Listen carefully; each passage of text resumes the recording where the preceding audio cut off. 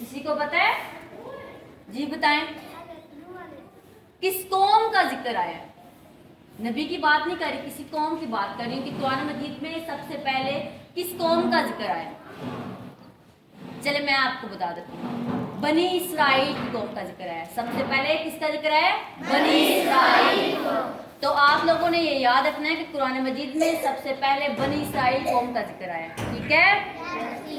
तो आज मैसेज आपको दूंगी, मैसेज आपका डे है कि एक बाप और बेटे की कहानी सुनाऊंगी। किसकी कहानी सुनाऊंगी? सुनना चाहोगे? चलें जी, फिर आपने जो मारल उसका होगा ना वो आप लोगों ने बताना है कि उसका नतीजा क्या है। ठीक है? तो पहले ध्यान से सुने। किसी गांव में एक किसान रहता था, तो उसके पास एक गाय थी। तो वो गाय दूध देती तो वो अपने घर का खर्च चलाता था। अगर गाय दूध ना दे तो फिर वो रात को भूखे सो जाते थे। सारा घर का जो इंतजाम था वो गाय के दिन, गाय दूध देती, वो बेचता और फिर खाने पीने का इंतजाम होता। तो एक दिन उसके बेटे ने कहा कि अब्बा जान मुझे एक साइकिल खरीद के देंगे। तो साइकिल की जिद की। बाप ने कहा कि बेटा तुम्हें साइकिल कुछ दिनों में खरीद दूंगा। बाप तो परेशान था कि मेरे बेटे ने जो फरमाइश की वो मैं पूरी नहीं कर सकता।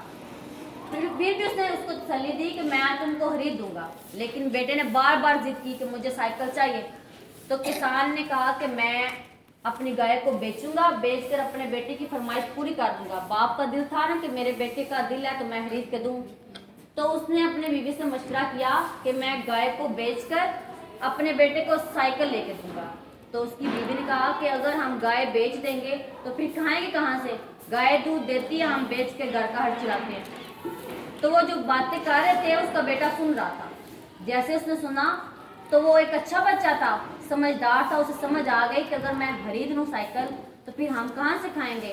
तो उसने अपने अब्बा जान को कहा कि मैं साइकिल नहीं खरीद रहा, क्योंकि अगर हम एक चीज़ ज़रूरत किया है, ज़्यादा ज़रूरत किया है, तो वो बेचकर कम ज़रूरत वाली जो मेरी तफरीह के लिए मैं खरीद लूँ तो हमें फ़ायदा नहीं होगा। तो उसको समझ आ गई, उसने बाप को मना कर दिया। तो इसमें से इसका मॉरल लेसन कोई बता सकता है? कोई है?